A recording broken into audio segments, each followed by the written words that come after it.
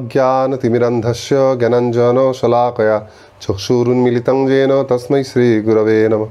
नमो विष्णुपादाय कृष्णप्रेष्ठाय भूतले श्रीमते भक्तिवेदान्त स्वामिनीति नामिने। नमस्ते सारस्वते देवे गौरवाणी प्रचारिणे निर्विशेष शून्यवादी पाश्चात्यदेशतारिणे। जय श्री कृष्ण चैतन्य प्रभु नित्यानंद श्री अद्वैत गदाधर शिवासादि गौर भक्तवृंद। हरे कृष्ण कृष्ण कृष्ण हरे हरे, हरे राम राम राम हरे हरे। सुधी भक्तवृंद, আপনাদের সকলকে আন্তর্জাতিক কৃষ্ণ ভাবনামৃত সংঘ বা ইসকন পরিচালিত ইসকন ডিসাইপল কোর্সে সকলকে স্বাগত। আজকে এর পঞ্চম পর্ব এবং এই পর্বে আমাদের যে সহায়িকা পুস্তিকাটি আছে তার যে আলোচ্য বিষয়, তার প্রধান বিষয় আলোচনা শেষ হয়ে যাবে। কিন্তু সর্বদা মনে রাখবেন যে এই 5টা পর্বে আমরা যে আলোচনা করলাম তা খালি সহায়িকা পুস্তকে দেওয়া উদ্ধৃতিগুলো নিয়ে আলোচনা করেছি এবং সেগুলো সর্বান্তকরণে আলোচনা সম্ভব নয়। আপনারা সারা জীবন এই বইটা ভালোভাবে খুঁটিয়ে খুঁটিয়ে পড়বেন এবং প্রত্যেকবার নিত্য নতুনের অর্থ উপলব্ধি করবেন। আমরা মূল অর্থগুলো ধরানোর চেষ্টা করেছি। আর দ্বিতীয় কথা হচ্ছে, এই শিষ্য প্রশিক্ষণ কোর্স শুধু কেবলমাত্র এই 5টা পর্বের ক্লাস বা পাঠ শ্রবণ করে উপলব্ধি করা সম্ভব নয়। এগুলো হচ্ছে আমাদের মূল কোর্সের সহায়ক পাঠ। অর্থাৎ আমরা যখন সাক্ষাতে এই শিষ্য প্রশিক্ষণ কোর্স করব, যখন যেখানেই করি না কেন, তার পূর্বে এই 5টি পাঠ শ্রবণ করলে পরে আমার সেই পাঠটি দ্রুত গ্রহণ করতে সুবিধা হবে। তো আসুন আমরা এর পরবর্তী পাঠে প্রবেশ করি। তো এর পূর্বের পাঠে আমরা আলোচনা করেছিলাম গুরু সেবার কী গুরুত্ব, এবং সেখানে আমরা উপলব্ধি করেছি যে 2 প্রকারের গুরু সেবা হয়। একটি হচ্ছে তার বপু সেবা, তার দিব্য শরীরের সেবা, এবং দ্বিতীয়টি হচ্ছে তার নির্দেশ পালন করা, অর্থাৎ তার বাণী সেবা। এবং এটা আমরা উপলব্ধি করলাম যে বাণী সেবার গুরুত্ব অনেক বেশি, কারণ সেটা আনলিমিটেড, সেটা অপ্রতিহতভাবে চালিয়ে যাওয়া যায়। আজকে আমরা আলোচনা করব 3য় অধ্যায়ের শেষ পাঠ, অর্থাৎ গুরু ত্যাগ সম্বন্ধে। তারপর সেই সঙ্গে আমরা 4র্থ অধ্যায়ের দ্বাদশ ও ত্রয়োদশ পাঠ, যেখানে নিজের গুরুদেবকে উপস্থাপন করা এবং ইসকনের আভ্যন্তরীণ সম্পর্ক সম্বন্ধে আলোচনা করা আছে। তো আজকে আমরা এই 3টে পাঠ একসঙ্গে শেষ করার চেষ্টা করব। তো সর্বপ্রথম আমরা চলে আসছি একাদশ পাঠে, যার মূল বিষয় হচ্ছে গুরু ত্যাগ। এখানে আমরা প্রথমেই জানিয়ে রাখি যে গুরু ত্যাগ এই শব্দটা হয়ই না। গুরুকে কখনো ত্যাগই করা যায় না। যে গুরু, তাকে কখনো ত্যাগ করা যায় না। যেমন যোগ মায়া। মায়া মানে হচ্ছে যে আমাদেরকে ভগবান থেকে দূরে করে রাখে, যে আমাদেরকে আবরণাত্মিকা এবং বিক্ষোভাত্মিকা শক্তির দ্বারা ভগবানকে বুঝতে দেয় না। তাহলে সে আবার যোগ কী করে হতে পারে? যে আমাদেরকে ভগবান থেকে দূরে রাখছে সে আবার ভগবানের সঙ্গে যুক্তও করছে, দুটো সম্ভব নয়। কিন্তু যোগমায়া শব্দের অর্থ হচ্ছে এটা অন্য ধরনের মায়া, অর্থাৎ এটা মহামায়া নয়। মায়া হলো এর কাজ ঠিক মহামায়ার বিপরীত, এবং সে ভুলানোর মাধ্যমেই কৃষ্ণের সঙ্গে আরও দৃঢ়ভাবে যুক্ত করে। তো ঠিক সেই রকম এখানে গুরু ত্যাগ শব্দটা মানে হচ্ছে গুরুদেবকে ত্যাগ, সদ্গুরুদেবকে ত্যাগ করা নয়। এখানে তাকে আমরা ত্যাগ করব যে সদ্গুরুদেব নয়, অর্থাৎ যে নিজের গুরুর পদ থেকে পতিত হয়েছে, তো সে তো গুরু বলার যোগ্যই নয়, তখন তাকে ত্যাগ করা যায়। কিন্তু যতক্ষণ তাকে সদ্গুরুদেব বলা যায়, গুরু শব্দটা যার ক্ষেত্রে প্রযোজ্য, তাকে কখনো ত্যাগও করা যায় না। যখন সেই শব্দটা তার ক্ষেত্রে প্রয়োগ করা যায় না, সে আর সেই যোগ্যতায় থাকে না, তখনই সেই ক্ষেত্রে ত্যাগ শব্দটি ব্যবহার করা যায়। তাহলে আমরা তাকে তখনই ত্যাগ করতে পারি যখন তাকে আর গুরু বলা যাবে না। সেই প্রসঙ্গে সর্বপ্রথম শ্রীমদ্ ভগবদ্গীতার তাৎপর্য থেকে বলা হচ্ছে, শাস্ত্রবিধি অনুসারে যে গুরু জঘন্য কার্যে লিপ্ত হয়েছে এবং ভালো মন্দ বিচারবোধ হারিয়ে ফেলেছে, তাকে পরিত্যাগ করা উচিত। স্বাভাবিকভাবে গুরুদেব হচ্ছে শিষ্যের কাণ্ডারি, একজন নয়, তিনি হাজার হাজার শিষ্যের কাণ্ডারি, তিনি হচ্ছেন তাদের নেতা, লিডার। তো তিনি যে পথে চলবেন সকলে সেই পথে চলবে, এবং তিনি যদি এখন বিপদগামী হয়ে যান, তিনি যদি উচিত অনুচিতের বুদ্ধি হারিয়ে ফেলেন, তাহলে তার পক্ষে বাকিদের তো দূর, নিজেকেও নির্দেশনা দেওয়া অসম্ভব। সেই জন্য তাকে আর সেই সেবা দেওয়া যেতে পারে না। কোনো ট্রেনের ড্রাইভার সে হাজার হাজার মানুষকে এবং বেশ অনেকগুলি বগিকে তার ইঞ্জিনের সঙ্গে লাগিয়ে এক জায়গা থেকে আরেক জায়গায় নিয়ে যায়। এখন যে ড্রাইভার তার ট্রেন চালানোর নিয়ম ভুলে গেছে, কোন সুইচটা কখন টিপতে হয় সেটা উচিত অনুচিত তার বোধ নেই, কখন ব্রেক দিতে হবে, কখন কী দিতে হবে সেই সমস্ত ধারণা তার এখন আর কাজ করছে না, সে উল্টোপাল্টা কাজ করছে, অসংলগ্ন কাজ করছে, তখন তাকে আর সেই চাকরি করতে দেওয়া যায় না। কারণ তার সঙ্গে সে নিজের তো অ্যাক্সিডেন্ট করে মৃত্যু ডেকে আনবে, সেই সঙ্গে হাজার হাজার মানুষের জীবনকে সংকটাপন্ন করে তুলবে। সেই জন্য তখন তাকে সরিয়ে অন্য কাউকে আনতে হয়। এটাও ঠিক তাই, আমাদের জীবনযাত্রার ড্রাইভার হচ্ছে আমাদের গুরুদেব। তিনি যখন এমন কাজ করতে শুরু করবেন যখন তাকে আর গুরু বলা যায় না, তখন তাকে ত্যাগ করা যায়। পরবর্তী উদ্ধৃতি শ্রীমদ্ ভাগবতম থেকে নিয়ে বলা হচ্ছে, গুরু যদি অধপতিত হয় তাহলে শাস্ত্রে তাকে বর্জন করার নির্দেশ দেওয়া হয়েছে। গুরোরপ্য বলিপ্তস্য কার্যম অজানত উৎপত প্রতিপন্নস্য পরিত্যাগ বিধীয়তে মহাভারতের উদ্যোগ পর্বে বলা হচ্ছে, যদি গুরুদেব ইন্দ্রিয় তর্পণের প্রতি আসক্ত হয় এবং দায়িত্ব জ্ঞানহীন হয়ে ভক্তিযুক্ত ভগবৎ সেবার পথ পরিত্যাগ করে পতনমুখী পথের দিকে ধাবিত হয়, তাহলে তাকে ত্যাগ করা উচিত। একই জিনিস, অর্থাৎ সব ক্ষেত্রেই দেখছি যখন গুরুদেব তার আদর্শ মহিমান্বিত পথ থেকে স্খলিত হয়ে যাচ্ছে, তার পদস্খলন হচ্ছে, তিনি সঠিক পথের জায়গায় বেঠিক পথে নিয়ে যাচ্ছেন, তো সেই অবস্থায় কোনোভাবেই তাকে গুরু বলা যায় না, তখন তাকে ত্যাগ করতেই হবে। শাস্ত্রে গুরু ত্যাগ করতে মানা করা হয়েছে, সেটা সৎ গুরুদেবের ক্ষেত্রে, এবং যাকে গুরু বলা যায় তাকে। আমরা আক্ষরিকভাবে সকলকে গুরু বললেও সকলে গুরু পদবীটিরই অধিকারী নন। সেই জন্য কেউ যখন পতিত হয়ে যায়, বাহ্যিকভাবে দেখতে তাকে গুরুর মতোই লাগে, বেশভূষা দেখে তো কাউকে বোঝা যায় না। ফলে অনেক সময় অনেকের মনে হয় যে গৃহীত গুরু কী করে আমরা ত্যাগ করতে পারি। কিন্তু যে ব্যক্তি আর গুরুপদ বাহ্য রইলেনই না, তাকে রাখাই কি আর তাকে না রাখাই কি? তো এখানেও ঠিক তাই, সদ্গুরুদেবকে ত্যাগ করতে বানা করা হয়েছে, কিন্তু যে সদ্গুরুদেব নন তাকে ত্যাগ করা যায়। পরবর্তী প্রসঙ্গে শ্রীল প্রভুপাদের একটা রুম কনভারসেশন থেকে উদ্ধৃতি নিয়ে বলা হচ্ছে, যদি ভুলবশত কেউ কোনো শট বা প্রতারকের সান্নিধ্যে এসেও থাকে, তখনও শাস্ত্র তো আছে। যখনই জানতে পেরেছো এই লোকটা শট প্রতারক, সে শ্রীকৃষ্ণ সম্বন্ধে কিছুই জানে না এবং আমি তার সান্নিধ্যে এসেছি, তৎক্ষণাৎ তাকে ত্যাগ করো। শাস্ত্রেই সে কথা বলা হয়েছে, গুরোরপ্য বলিপ্তস্য কার্যাকার্যম অজানত উৎপথ প্রতিপন্নস্য পরিত্যাগ বিধীয়তে। ভুল করে যদি তোমরা কোনো শঠের সান্নিধ্যে এসে থাকো, যে জানে না কিভাবে গুরু হতে হয়, তবে তাকে ত্যাগ করতে পারো। কেন তাকে নিয়ে থাকবে? ত্যাগ করো। শ্রীল প্রভুপাদ পরিষ্কার বলছে, এটা তিনি সেই ক্ষেত্রে বলছেন, সাধারণত দেখা যায় সদ্গুরুদেবের সান্নিধ্যে আসার আগেই আমাদের মতো অনেকেই কুলগুরু বা সেই ধরনের অনেক অনেক এমন ব্যক্তিকে গুরু গ্রহণ করে বসে আছে, যে গুরুপদ বাচ্চই নন, যে জানেই না যে গুরু কী করে হতে হয়, শিষ্যকে কিভাবে প্রকৃত আলয়ে নিয়ে যেতে হয়, সর্বোপরি প্রকৃত আলয় কি আর পরমেশ্বর ভগবানকে সেই সম্বন্ধেও জ্ঞান নেই। তারা কেবলমাত্র তাকে একটা মন্ত্র দিয়েছেন, দীক্ষা দিয়েছেন, একটা নিয়ম বলে দিয়েছেন, সেইটাই করে যেতে বলছেন। তো তিনি প্রকৃত গুরু নন। এবং শাস্ত্রে শ্রীল প্রভুপাদ তার মন গড়াভাবে বলছেন না, শাস্ত্রে মহাভারতের উদ্যোগ পর্ব থেকে শ্লোক তুলে বলা হচ্ছে, যে গুরুদেবের সেই ধারণাই নেই কোন পথে চলতে হয়, তাকে ত্যাগ করলে কোনো ক্ষতি নেই। সে হচ্ছে একটা শর্ট বা প্রবঞ্চক। কোনো ব্যক্তি যদি লোককে মিথ্যা একটা ফলস ড্রাইভিং লাইসেন্স দেখায়, যে আমি বড় বড় ভেহিকেল চালাই, আমি বড় বড় বাস, ডিলাক্স বাস চালিয়ে এসেছি, শুধু আমাকে একটা চাকরি দিন, আর তাকে সেই লাইসেন্স দেখে যদি চাকরি করতে দিয়ে দেওয়া হয়, তারপর দেখা যায় সেই ড্রাইভার বহু মানুষকে নিয়ে যখন একটা বড় লাক্সারি বাস চালাতে যাচ্ছে, সে উল্টোপাল্টা সুইচ টিপছে এবং বাসের গতি কখনো ঠিক থাকছে না, বিপথে চলে যাচ্ছে, তখন তৎক্ষণাৎ সেইখানে ব্রেক দিয়ে বাসটাকে বন্ধ করে তাকে সেই সিট থেকে ধাক্কা দিয়ে নামিয়ে দিতে হবে। এখানেও ঠিক তাই, আমি যদি কোনো শর্ট বা প্রবঞ্চকে, তাকে শর্ট কেন বলা হচ্ছে? তার আচার আচরণ হয়তো খুব মিষ্টি হতে পারে, মধুর হতে পারে, তাকে বয়স্ক, তাকে দেখে খারাপ লাগতে পারে যে আমি তাকে কি করে ত্যাগ করব। কিন্তু যে যেটা পারে না, যার যে সম্বন্ধে কোনো জ্ঞান নেই, সে সেই সম্বন্ধে আমাকে জ্ঞান প্রদান করছে তার মন গড়া পদ্ধতিতে। তাই এবং এতে খালি আমার এই জড়জীবন না, এই জড়জীবনের পরবর্তী আমার আধ্যাত্মিক জীবন, সেটা নষ্ট হয়ে যাচ্ছে। মনুষ্য জন্মে মানুষের যে প্রকৃত উদ্দেশ্য, যে ভগবত ধাম প্রাপ্ত হওয়া এবং নিজের সমস্ত সমস্যা থেকে মুক্ত হয়ে নিত্য চিন্ময় আলয়ে ফিরে যাওয়া, সেইটা সম্বন্ধে সে আমাকে অজ্ঞানী করে তুলছে। এবং ভারতবর্ষে, বিশেষ করে পশ্চিমবঙ্গে এটা অনেক খুব বেশি দেখা যায়, যে বহু ব্যক্তি এমন, অনেক ঠাকুর, অনেক বাবার দীক্ষা নিয়ে বসে আছেন, যারা বলছে তুমি যেরকম ঘরে যা করছো সব ঠিক আছে।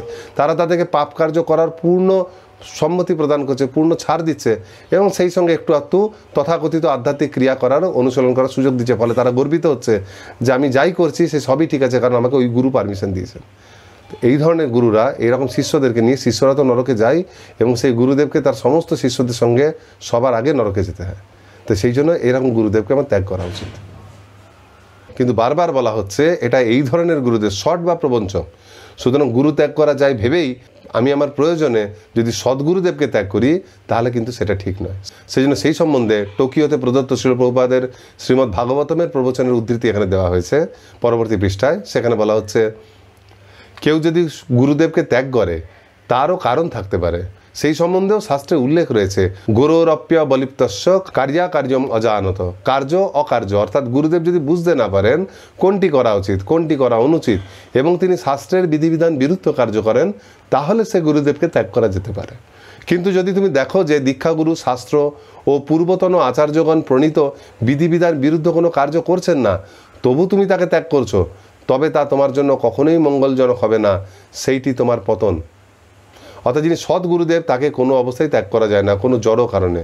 শ্রীল প্রভুপাদ যখন সমগ্র পৃথিবীতে চৈতন্য মহাপ্রভু বাণী প্রচার করে হাজার হাজার পাশ্চাত্যের মানুষকে ভক্তে পরিণত করেছিলেন, তখন সেই পাশ্চাত্যের মানুষেরা যারা আধ্যাত্মিকতা সম্বন্ধে আগে কোনো ধারণা ছিল না, তারা যখন ভারতবর্ষে আসতেন ধাম দর্শন করতে, বিশেষ করে নবদ্বীপ ধাম মায়াপুরে তারা যখন আসতেন, তখন অনেক সময় দেখা যেত অন্যান্য অনেক মঠ মন্দিরের মানুষেরা সেই বিদেশি অনুগামী পাওয়ার জন্য, তাদের অর্থের লোভে, এই ধরনের শিষ্য বানালে আমার নাম হবে, এই রকম লোভে তারা তাদের কাছে প্রচার করতেন যে শিল প্রভুপাদ তাদেরকে যথেষ্ট জ্ঞান প্রদান করেননি। তারা যদি তাদের কাছে দীক্ষা নেয়, তারা তাদেরকে একটা বিশেষ রহস্য বলবে, ভজন রহস্য জানাবে, সিদ্ধ প্রণালী জানাবে, কি করে রাধাকৃষ্ণের সরাসরি দর্শন করা যায়, যুগল সেবা কী, এই ধরনের নানা ধরনের লোভ দেখিয়ে অনেক সময় করেছে কি তারা আধ্যাত্মিকতার গভীরতা সম্বন্ধে অজ্ঞানী অনেক সহজ সরল বিদেশি ভক্তদেরকে তারা পুনরায় দীক্ষা প্রদান করেছেন। অনেক গুরুদেব এরকম রয়েছে শিল প্রভুপাদ অপ্রকটের পর তার শিষ্যকে পুনরায় দীক্ষা দেওয়ার দুঃসাহস করেছে। এই সবগুলোই কিন্তু শিষ্যের ক্ষেত্রে পতন। যে এরকম করছে সে অন্য ক্ষেত্রে যত বড়ই গুরু হোক না কেন, সে একটা শটের মতোই কাজ করছেন। কারণ তারা যাকে গ্রহণ করেছেন শিল প্রভুপাদ, তিনি কেবল সদ্গুরুই নন, তিনি শ্রী চৈতন্য মহাপ্রভুর বিশেষ কৃপা প্রাপ্ত তার সেনাপতি ভক্ত। তার শিষ্যকে দ্বিতীয়বার দীক্ষা দেওয়া বা তার শিষ্যকে ভ্রমিত করে নিজের শিষ্যে পরিণত করা, এটা বিরাট বড় অপরাধ।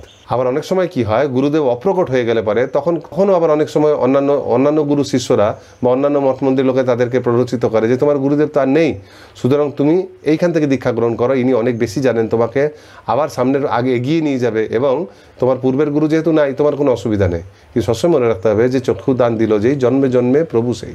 আমরা একটু আগেই পড়েছি গুরুদেব প্রকটভাবে নাও থাকতে পারেন, কিন্তু অপ্রকটভাবে থাকেন, বাণী রূপে থাকেন। সেটা ভক্তি সিদ্ধান্ত সরস্বতী ঠাকুর কত পূর্বে তিনি অপ্রকট হয়ে গেছিলেন, তার অপ্রকট হওয়ার প্রায় 40 বছর পর শিল প্রভুপাদ ইস্কন স্থাপন করেন। কিন্তু তিনি তার অপ্রকটের সঙ্গে সঙ্গে অন্য কোনো গুরু খুঁজতে যাননি, গুরু একবারই গ্রহণ করা হয়, মানে যিনি সদ্গুরু। সুতরাং এই ধরনের অন্যান্য কারুর প্ররোচনার মধ্যে এসে গুরুদেব প্রকট থাকাকালীন বা এমনকি অপ্রকটের পরও কেউ যদি তার গুরুদেবকে পরিবর্তন করে, তাহলে সেইটা কিন্তু পতনের সামিল। এখন অনেক ক্ষেত্রে দেখা যায় যে কেউ দীক্ষা গ্রহণ করেনি, মনে মনে হয়তো ভাবছিল যে আমি অমুক গুরুদেবের কাছে দীক্ষা গ্রহণ করব, এবং বাই চান্স সেই গুরুদেব অপ্রকট হয়ে গেছেন ইস্কনেরই মধ্যে, তখন সেই ক্ষেত্রে তিনি অন্য একজন গুরুদেবের কাছে দীক্ষা গ্রহণ করতেই পারেন, সেইটা খারাপ নয়। হ্যাঁ, এখন যদি কারুর ক্ষেত্রে যদি এমন হয় তার দীক্ষা না হলেও সে সেই গুরুদেবের প্রতি এত দৃঢ়ভাবে আসক্ত যে সেই গুরুদেবকেই তিনি তার গুরুদেব বলে মেনে চলেন, তাহলে সেই ক্ষেত্রে সেই জিনিসটা ঊর্ধ্বতন কর্তৃপক্ষের সঙ্গে আলোচনা সাপেক্ষ, কিন্তু এটা সাধারণত আমাদের মধ্যে দেখা যায় না। যাই হোক, সেই জন্য আমাদের শট ব্যক্তিকে বা প্রবঞ্চক বা প্রতারককে যেমন এড়িয়ে চলতে হবে, কোনোভাবে কোনো রকম আপোষ করা চলবে না, কারণ এটা আমার সমগ্র জীবনের নিয়ে একটা প্রশ্ন, বিশেষ করে আমার সমগ্র পারমার্থিক জীবনযাত্রার একটা বিরাট বড় শর্ত। তেমনি আবার সদ্গুরুদেবকে একবার গ্রহণ করার পর কোনোভাবেই ত্যাগ করা উচিত নয়, কোনো অবস্থাতে নয়। তিনি প্রকট থাকুন আর অপ্রকটই হন, যাই হোক না কেন, সবসময় জানতে হবে যতটা আমার জন্য দরকারি তিনি সেই ততটাই পর্যাপ্ত পরিমাণে আমাকে প্রদান করবেন, কারণ তিনি দায়িত্ব গ্রহণ করেছেন। আমি যদি ভগবত ধামে যেতে না পারি তাহলে তার জন্য চিন্তা তার বেশি, কারণ যখন আমি এখান থেকে মুক্ত হচ্ছি তিনি দায়ী থাকবেন আমাকে ভগবত ধামে নিয়ে যাওয়ার জন্য। তো আমারও উচিত সেরকম কাজ করা। কিন্তু গুরু ত্যাগ করলে পরে তার সঙ্গে সম্পর্ক বিচ্ছিন্ন হবে, আর আমরা কোটি জন্ম এরকম সদ্গুরুদেব আর পাবো না। এর পরবর্তী প্রসঙ্গে শ্রী চৈতন্য চৈতামৃতের তাৎপর্য থেকে বলা হচ্ছে, একদিন গদাধর পণ্ডিত শ্রীমন মহাপ্রভুর কাছে তার পুনর্দীক্ষা গ্রহণের অভিলাষের কারণ জানিয়ে বললেন, আমি আমার গুরুদেবের কাছ থেকে প্রাপ্ত ইষ্টমন্ত্র এক অযোগ্য ব্যক্তির কাছে প্রকাশ করেছি, সেই থেকে আমার মন বিচলিত। হে প্রভু, আপনি কৃপা করে আমাকে সেই ইষ্টমন্ত্র পুনরায় দান করুন, আমার মন আবার আনন্দে ভরে উঠুক। মহাপ্রভু উত্তরে বললেন, যে গুরুদেব তোমাকে এই ইষ্টমন্ত্র দান করেছেন তার চরণে যেন কোনো প্রকার অপরাধ না হয় সেই ব্যাপারে খুব সতর্ক থেকো। যতদিন তোমার দীক্ষাগুরু বর্তমান ততদিন তুমি অন্য কোনো গুরুর কাছে যেতে পারবে না, এমনকি আমার কাছেও নয়। এতে তোমার এবং আমার উভয়ের পারমার্থিক জীবনই বিপন্ন হবে। এরপর ব্রহ্মবৈবর্ত পুরাণ থেকে বলা হয়েছে, বোধ কলু শীতস্তেন দৌরাত্ম্যং প্রকটীকৃতম গুরুর ইয়েন পরিত্যক্ত স্তেন ত্যক্ত পুরাহরি।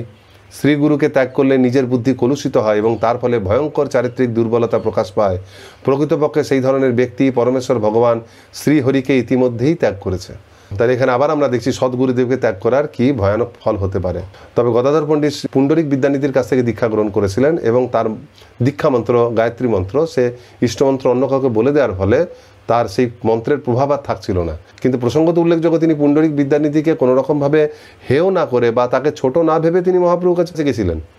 তিনি জানতেন যে আমার গুরুদেব এখন এইখানে নেই, আর চৈতন্য মহাপ্রভু জগৎগুরু, সুতরাং তিনি সেই মন্ত্রটা আবার দিতেই পারেন, তিনি পরমেশ্বর ভগবান। কিন্তু মহাপ্রভু ভগবান হলেও সেই মর্যাদা রক্ষা করেছেন যে সদ্গুরুদেবের কাছ থেকে নেওয়া মন্ত্র তার কাছ থেকেই পুনরায় নিতে হয়। এরপর মহাপ্রভু বলেছিলেন যে কয়েকদিনের মধ্যেই তোমার গুরুদেব আসবে, এবং মহাপ্রভুর ইচ্ছাতে শ্রীল পুণ্ডরিক বিদ্যানিধি সেই পুরীধামে আগমন করেন, তিনি গদাধর পণ্ডিতকে পুনরায় সেই মন্ত্র প্রদান করেন এবং সেই সময় জগন্নাথ দেবের ওড়ন ষষ্ঠী লীলা হয়েছে, তার সঙ্গে মারুয়া বসন সম্বন্ধে তিনি ভগবানের কাছ থেকে চর প্রসাদ পেয়েছিলেন এই পুণ্ডরিক বিদ্যানিধি। যাই হোক, সেটা আলাদা ঘটনা। তো এখানে আলোচ্য বিষয় হচ্ছে গদাধর পণ্ডিত কিন্তু সদ্গুরুদেবকে ত্যাগ করতে চায়নি। তিনি ভেবেছিলেন যে চৈতন্য মহাপ্রভু ভগবান হওয়ায় তিনি গুরুদেবের হয়ে সেই কাজটা করতে, যখন গুরুদেব নেই। এখানেও শ্রী চৈতন্য মহাপ্রভু একটা কথা বলেছেন, যেটা থেকে আমাদের সন্দেহ আসতে পারে যে যতদিন তোমার দীক্ষাগুরু বর্তমান ততদিন তুমি অন্য কোনো গুরুর কাছে যেতে পারবে না। এইটা থেকেই তো অনেকে শিষ্যদেরকে এটা বোঝায়, দেখো তোমার গুরুদেব এখন অপ্রকট হয়ে গেছেন, সুতরাং তুমি আবার আমার কাছে আসতে পারো, যতদিন প্রকট ছিল আসতে পারবে না। এটা কিন্তু তা নয়। এখানে গদাধর পণ্ডিতের পুনরায় ওই মন্ত্রটি গ্রহণ করার প্রয়োজন হয়েছিল। সেই জন্য মহাপ্রভু বলেছিলেন যে তোমার গুরুদেব রয়েছে, সুতরাং অপেক্ষা করো, যখন তিনি আসবেন বা তোমার তার সঙ্গে দেখা হবে তখনই তুমি গ্রহণ করবে। এখন যদি এমন হতো যে শ্রীল পুণ্ডরিক বিদ্যানিধি আর প্রকট নেই, গদাধর পণ্ডিতের ইষ্টমন্ত্রটি পুনরায় গ্রহণ করার প্রয়োজন আছে, তখন শ্রীল পুণ্ডরিক বিদ্যানিধির যদি কোনো উন্নত শিষ্য থেকে থাকেন বা তার ধারাতে থেকে থাকেন, তখন সেই ক্ষেত্রে বিচার্য বিষয়।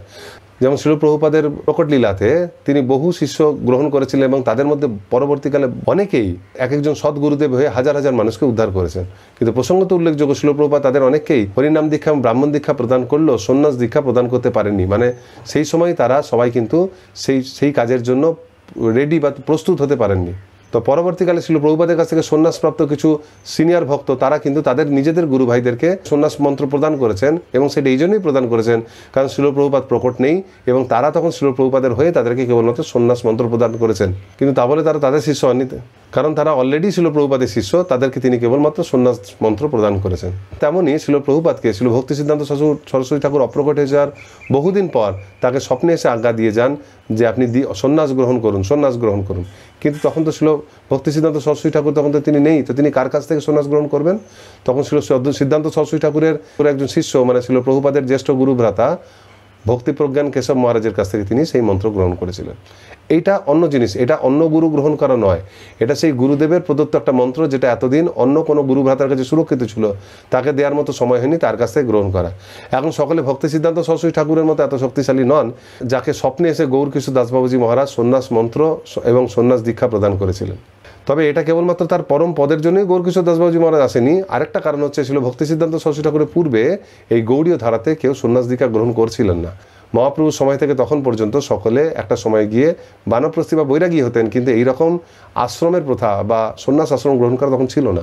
গৌরকিশোর দাসবাবুজি মহারাজ তাকে স্বপ্নে সন্ন্যাস দেওয়ার সময় বলেছিলেন যে তুমি যদি জগৎকে ত্যাগ না করো, ত্যাগের আশ্রম গ্রহণ না করো, তাহলে তুমি এই কলিযুগের মানুষদেরকে উদ্ধার করতে পারবে না। সেই জন্য প্রচারের স্বার্থে তোমাকে পুনরায় সন্ন্যাস গ্রহণ করতেই হবে। তো যাই হোক, গদাধর পণ্ডিতের ক্ষেত্রেও মহাপ্রভু কিন্তু সেই কথাটা বলেছে যে যদি সেই মন্ত্রটা নেওয়ারই হতো আর তার গুরুদেব না থাকতো, তখন একটা ব্যবস্থা হতো, তিনি স্বপ্নে লাভ করতেন বা তার গুরুদেব আদিষ্ট অন্য কারুর কাছ থেকে লাভ করতেন। কিন্তু এই ক্ষেত্রে গুরুদেব থাকাকালীন কখনোই তোমার সেটা করা চলবে না। সুতরাং ওই শব্দটা ব্যবহার করে যে শ্রীল প্রভুপাদ অপ্রকট হয়ে গেছে বা আমার গুরুদেব অপ্রকট হয়ে গেছে এই বলে যদি অন্য কোনো মঠ মন্দির আমাকে যদি বলে যে তোমাকে গুরু দীক্ষা প্রদান করব, তাহলে বুঝতে হবে তারা শর্ট, তাদেরকে এড়িয়ে চলতে হবে।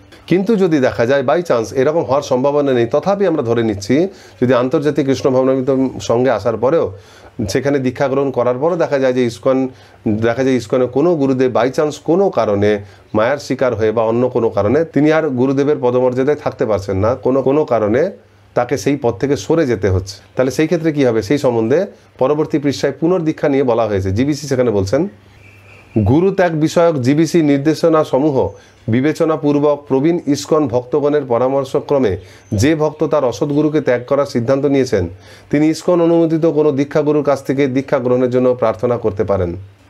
প্রথম ও দ্বিতীয় দীক্ষার জন্য প্রযোজ্য ইসকন বিধিমালা অনুসারে সব ক্ষেত্রে যে সাধারণ পদ্ধতি প্রয়োগের কথা বলা হয়েছে তা মানতে হবে। সুতরাং এখানে বলা হচ্ছে যে তার অসৎগুরুকে ত্যাগ করেছে, হ্যাঁ সে আর সদ্গুরু স্তরে নেই, তার পতন হয়ে গেছে, তখন তাকে সে ত্যাগ করতে পারে, কিন্তু সেটা কে বিবেচনা করবে? সে নিজে নিজে নয়। এখানে বলা হচ্ছে জিবিসির যে নির্দেশনাগুলো সেইগুলো যে বিচার করে নিয়েছে, সেইগুলো বিচার করে যখন বুঝতে পেরেছে নিজের ইচ্ছাতে না যে আমি গুরুদেব এরকম বলেছে আমি তাকে ত্যাগ করে দিলাম, যা আমার ভালো লাগলো না, এরকম না। জিবিসি গুরু ত্যাগের ক্ষেত্রে যে সমস্ত শর্তগুলো রেখেছে সেইগুলো বিবেচনা করে যদি দেখা যায় যে হ্যাঁ জিবিসি শর্তগুলো কিন্তু মিলে যাচ্ছে, এই গুরুদেব কিন্তু জিবিসির কথাকে অমান্য করছেন। এবং খালি তাই নয়, সেটা ভাবার সঙ্গে সঙ্গে আমাদেরকে জ্যেষ্ঠ বৈষ্ণবদের কাছে যেতে হবে, সেই রকম পাওয়ারফুল জ্যেষ্ঠ বৈষ্ণব যারা এগুলো বোঝেন সূক্ষ্ম জিনিসগুলো, তাদের সঙ্গে পরামর্শ করে দেখতে হবে। তারাও যদি বলেন যে হ্যাঁ ঠিকই বলেছেন, কারণ ইনি আর গুরুপদে থাকার যোগ্য নন, জিনিসটা খুব দুঃখজনক কিন্তু জিনিসটা ঠিক নয়। তখন সেই ক্ষেত্রে তিনি ইসকনে যে অন্যান্য গুরুদেব রয়েছে তাদের মধ্যে কোনো একজনকে দীক্ষা প্রদানের জন্য প্রার্থনা করতে পারেন, এবং তিনি যদি তাকে গ্রহণ করেন তাহলে সাধারণভাবে তিনি একজন দীক্ষার্থীকে যেরকম দীক্ষা দিয়ে থাকেন প্রথম দ্বিতীয় দীক্ষা যে নিয়মগুলো অনুসারে, সেইভাবে তার চরণাশ্রয় করে তার কাছে দীক্ষা মন্ত্র দীক্ষা আদি গ্রহণ করা যেতেই পারে। এই ধরনের অপশান রয়েছে, কিন্তু সাধারণত এই জিনিসটা হয় না, কিন্তু হলেও সেটা অবশ্যই আমাদের এই পথে চলতেই হবে। তো গদাধর পণ্ডিতকে মহাপ্রভু যে কথা বলেছিলেন তাতে যদি কারণ মনে হয় যে গুরুদেব অপ্রকট হয়ে গেলে পরে অন্য গুরু গ্রহণ করা যায়, এইরকম ভুল চিন্তা যদি কারণ না আসে, সেই জন্য চিদানন্দের কাছে 73 সালে শিল প্রভুপাদ যে পত্র লিখেছিলেন তার উদ্ধৃতি এরপর আবার ধরা হয়েছে। সেখানে বলা হচ্ছে, আমার শিক্ষার মাধ্যমে তোমরা আমাকে স্মরণ করার চেষ্টা করো, তাহলে সর্বদা আমরা একসাথে থাকব। শ্রীমদ্ ভাগবতের প্রথম সংস্করণে আমি যেমনটি লিখেছি, গুরুদেব তাঁর দিব্য উপদেশ ও শিক্ষার মাধ্যমে চিরকাল বেঁচে থাকেন এবং শিষ্যরাও তার সাথেই থাকেন। যেহেতু আমি সর্বদা আমার গুরু মহারাজের সেবা করছি এবং তার শিক্ষা অনুসরণ করছি, সেহেতু আমি এখনও তার কাছ থেকে বিচ্ছিন্ন হইনি। তাহলে এই কথাটি স্পষ্টই বোঝা যাচ্ছে, গুরু মহারাজ অপ্রকাট হয়ে গেলে পরেও তার সঙ্গে শিষ্যের নিত্য সম্পর্ক, জন্মে জন্মে প্রভু সেই, তিনি যেখানে যে লোকে যেখানেই থাকুন না কেন, তার শিষ্য অপ্রকট হওয়ার পর চাইলে সেইখানে গিয়ে তার গুরুদেবের সেবায় যুক্ত হতে পারে। সেই জন্য গুরুদেব এখন অপ্রকটভাবে রয়েছেন, আমি সঙ্গে সঙ্গে আরও গুরু গ্রহণ করে নেব, এটা কোনো ভদ্রলোকের মতো কাজ নয়, একজন শিষ্যের তো উচিতই নয়।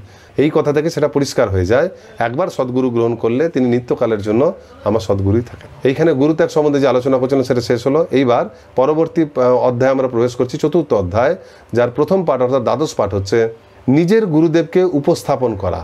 অর্থাৎ আমি দীক্ষা গ্রহণের পর বা চরণ আশ্রয় করার পর লোকের সামনে আমার গুরুদেবের প্রচার করা, সেইটা সম্বন্ধে এখানে কিছু কথা বলা হয়েছে।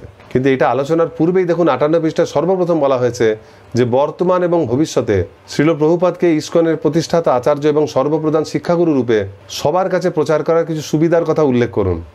মানে প্রথমেই বলে দেওয়া হচ্ছে যেন আমরা প্রচারের সময় সবার সামনে শ্রীল প্রভুপাদকেই তুলে ধরি, নিজের গুরুদেবকে নয়। তার কিছু সুবিধা আপনাকে ভাবতে বলেছে, আমরা এগুলো আলোচনা করলে বুঝতে পারবো।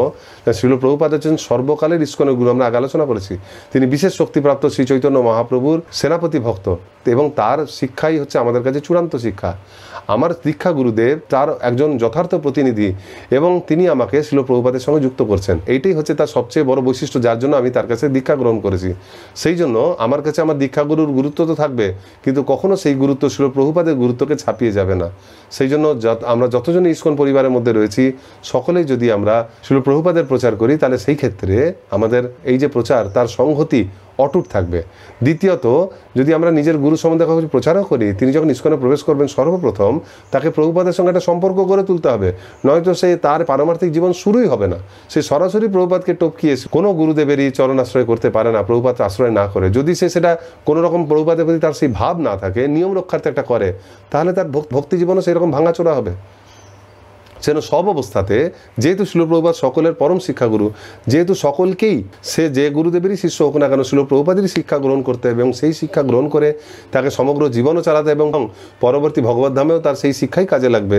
যেহেতু শ্রীল প্রভুপাদের সঙ্গে সকলকেই যুক্ত হতে হবে, সেই জন্য শ্রীল প্রভুপাদকেই সামনে রেখে আমাদের চলা উচিত, কারণ তার মাধ্যমে শ্রী চৈতন্য মহাপ্রভু শক্তি কাজ করে। আমরা তাকে যদি পিছন দিকে করে দিই এবং সামনের দিকে আমরা ক্রমশ নিত্য নতুন দীক্ষাগুরুকে বসাতে থাকি, তাহলে সেই ক্ষেত্রে আন্দোলনের প্রচার শক্তি কিন্তু কমে যাবে। সেই জন্য ইসকনে শ্রীল প্রভুপাদ যেহেতু বলেছিলেন যে আমার শিষ্যরা দীক্ষাগুরু হবে, সেই জন্য তারা দীক্ষাগুরু হয়েছেন, কিন্তু তারা কেউ নিজের প্রচার করেন না, তারা সবসময় সর্বদা শ্রীল প্রভুপাদের প্রচার করেন। এই সম্বন্ধে এখানে কিছু উদ্ধৃতি দেওয়া হয়েছে। সর্বপ্রথম দেখুন, ইসকন বিধিমালার ক্ষেত্রে বলা হচ্ছে যে নতুন সদস্যদের শ্রীল প্রভুপাদের আশ্রয় গ্রহণ করার শিক্ষা বা উপদেশ দিন। আমরা এটা আগেও আলোচনা করলাম। নতুনই যখনই কেউ আসবে তাকে গুরুদেবের কাছে না নিয়ে গিয়ে তাকে শ্রীল প্রভুপাদ চরণ আশ্রয় করান। সে যেন এইটা বুঝতে পারে যে আমি এই গুরুদেবকে গ্রহণ করছি, তারপর সে যার কাছেই দীক্ষা নিক, কিন্তু সেটা বুঝবে যে আমি এই গুরুদেবকে গ্রহণ করছি কারণ তিনি শ্রীল প্রভুপাদের প্রতিনিধি। পরবর্তীকালে কোনো কারণে যদি সেই গুরুদেব প্রভুপাদকে ত্যাগ করেন, প্রভুপাদের শিক্ষা ত্যাগ করেন, তাহলে তিনিও কিন্তু সদ্গুরুরূপে আর বিবেচিত হবেন না। তখন শিষ্যের কর্তব্য সেই গুরুদেবকে ত্যাগ করে পুনরায় শ্রীল প্রভুপাদের আনুগত্যে থাকা জিবিসি মনোনীত অন্য কোনো গুরুদেবকে গ্রহণ করা।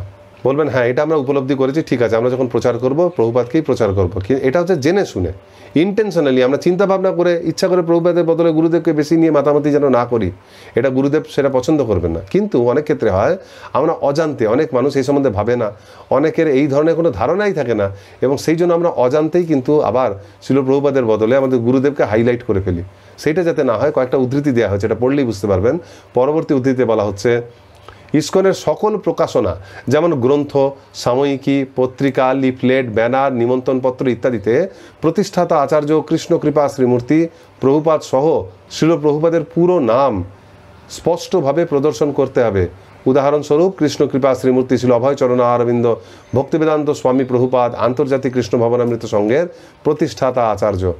ইসকন প্রকাশিত যে কোনো গ্রন্থ বা দেখবেন বিবিটির যে ম্যাগাজিন, ভগবত দর্শন, কোনো মাসিক পত্রিকা বা কোথাও কোনো ইসকন মন্দিরে কোনো অনুষ্ঠান হবে তার জন্য তারা নিমন্ত্রণপত্র ছাপিয়েছে, কোনো ব্যানার ছাপানো হয়েছে কোনো অনুষ্ঠানের জন্য, সেইখানে আমরা খালি যদি লিখে দিই যে আন্তর্জাতিক কৃষ্ণ ভবনামৃত সংঘ হরে কৃষ্ণ মহোৎসব বা জন্মাষ্টমী মহোৎসব, এবং সেই মহোৎসব করতে কোন গুরুদেব আসছেন বা কোন বরিষ্ঠ ইসকন ভক্ত আসছেন সেইগুলো লিখে আমরা অনুষ্ঠান সূচি লিখে দিলাম।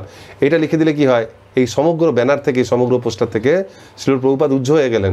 যার শক্তিতে এটা করছি তিনি যদি উজ্জ্ব হয়ে যান, মোবাইল থেকে যদি মোবাইলের ব্যাটারিটা হাওয়া হয়ে যায় তাহলে কি যেরকম অবস্থা হবে এটার অবস্থা তাই হবে। তো সেই জন্য বারবার বলছেন যে এই জিনিসটা করা চলবে না। আমরা যাই কিছু ছাপাই না কেন, অনেক সময় ভক্তরা আবেগের বসে ইসকন মন্দির থেকে অনেক সময় দেখা যাচ্ছে ছোটোখাটো মন্দিরে সেখানে সেই রকম বুদ্ধি দেওয়ার কোনো ব্যক্তি থাকে না, তো তারা তাড়াহুড়োতে এইরকম ব্যানার ছাপিয়ে নেয় যেখানে প্রভুপাদের নামই থাকে না, সেই অনুষ্ঠান গুরুত্বহীন হয়ে যায়।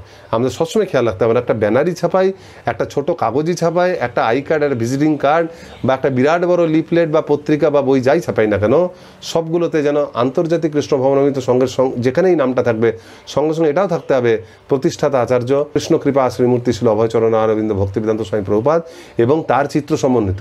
আর তার চিত্র ছাড়া অন্য কোনো ব্যক্তিত্বের কোনো গুরুদেবের চিত্র আমাদের কোনো এই ধরনের ইসকনের কোনো বই প্রকাশনা, ইসকনের কোনো রকম লিফলেট ব্যানার এগুলোতে না রাখাই উচিত। এইরকমভাবে চললে পরেই শ্রীল প্রভুপাদের যথাযথ মর্যাদা এবং সকলে তার আশ্রয় গ্রহণ করতে পারবে।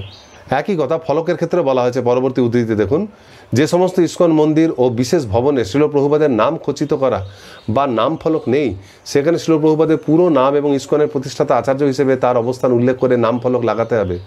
এই বিধি ভক্তিবেদান্ত বুক ট্রাস্ট, ভক্তিবেদান্ত ইনস্টিটিউট ও শ্রীল প্রভুপাদ প্রতিষ্ঠিত অন্যান্য সংস্থা এবং ইসকনের সঙ্গে যুক্ত কোনো প্রতিষ্ঠানের বিশেষ ভবনগুলোর জন্য প্রযোজ্য। আমরা যেটা বিশেষ ভবন তৈরি করি, যেটা ইসকনের নামে তৈরি হচ্ছে, সেই প্রত্যেকটা ভবনে শ্রীল প্রভুপাদের সমস্ত পদবী সঙ্গে কৃষ্ণ কৃপা শ্রীমূর্তি পুরো নাম থেকে এবং তিনি ইসকনের প্রতিষ্ঠাতা আচার্য এই কথাটা থাকা উচিত।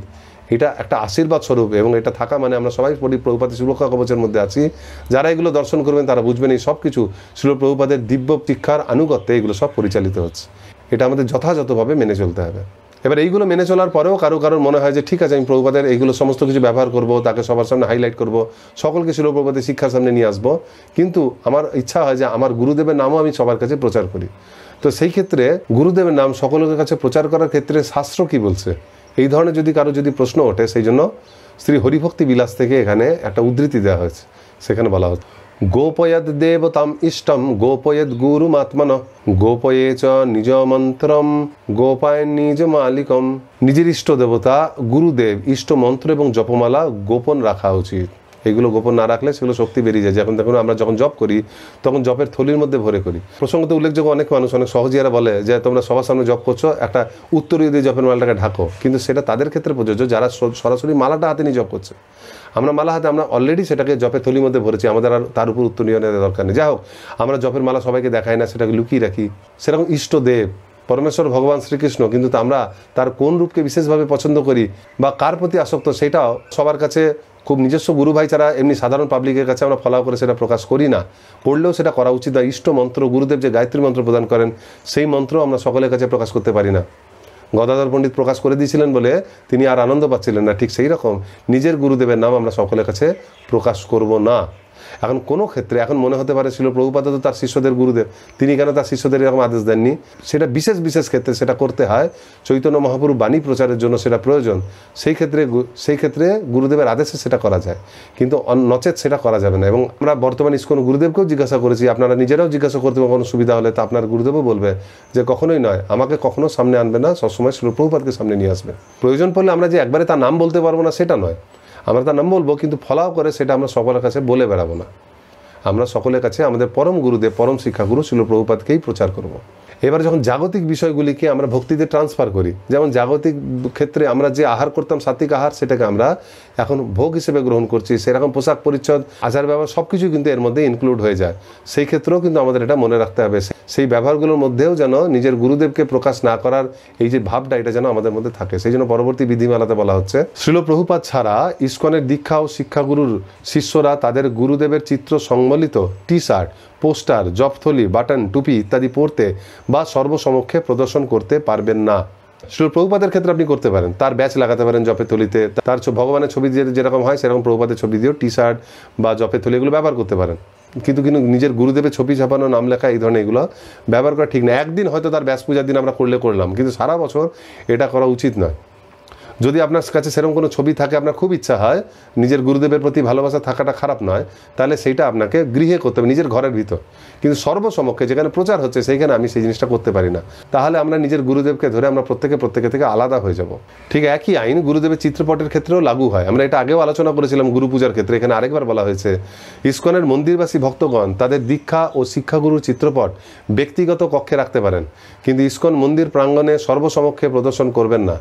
তবে নির্দিষ্ট উৎসব বা বিশেষ কোনো অনুষ্ঠানের ব্যতিক্রম হতে পারে। যারা মন্দিরে থাকেন তারা যে গুরুদেবকে দীক্ষা নিচ্ছেন নিজের মাথার ঘরে তার ছবি রাখতে পারেন, নিজের কক্ষে, নিজের টেবিলে, কিন্তু কখনো শ্রীমন্দিরে সবার সামনে সেটা রাখবেন না। কারণ অনেক শিষ্য অনেক গুরুদেবের কাছে দীক্ষিত, তাদের মধ্যে মতবিরোধ হতে পারে।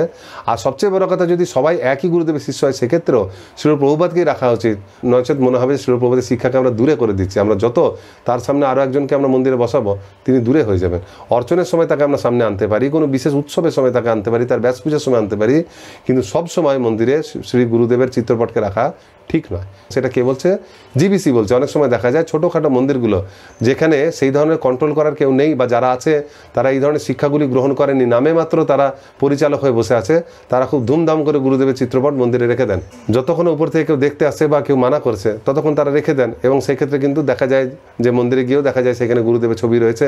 সেইটা দেখে আপনারা বিচলিত হবেন না, যারা এই মন্দিরে তো রাখে কেন মানা করছে। জানবেন যে রাখছে সে ভুল করছে, বরং পারলে পরে তাদের সেই ভুলটা তাদেরকে ধরিয়ে দেবেন। জিবিসি যে ইসকনের বিধিমালা তৈরি করেছে, যে আইন তৈরি করেছে, তারা মানা করছে। আর আমরা ভালোভাবে আগে আলোচনা করলাম, জিবিসি হচ্ছে প্রভুপাদের প্রতিনিধি। শুনুন জিবিসি যা বলছে, সেটাকে যে লঙ্ঘন করে সে প্রভুপাদের প্রতিনিধি হতে পারে না। সর্বতভাবে আমাদের তাকে ত্যাগ করা উচিত। এইভাবে যেমন আমরা দেখলাম যে কোনো রকম পোস্টার, চিত্র, টি শার্ট, টুপি কোনো ক্ষেত্রেই যেন গুরুদেবের চিত্র ব্যবহার করা না হয়। কিন্তু বর্তমানে অনেক কিছুই সোশ্যাল মিডিয়াতে বেরিয়ে গেছে, যেগুলো সাইটে সবার মধ্যে প্রচারিত হয়। তো সেই ক্ষেত্রে কোন ক্ষেত্রে আমি আমার গুরুদেবের চিত্র প্রকাশ করতে পারি না বা কিছু, সেই সম্বন্ধে ইসকন কি বলছে আমরা দেখি।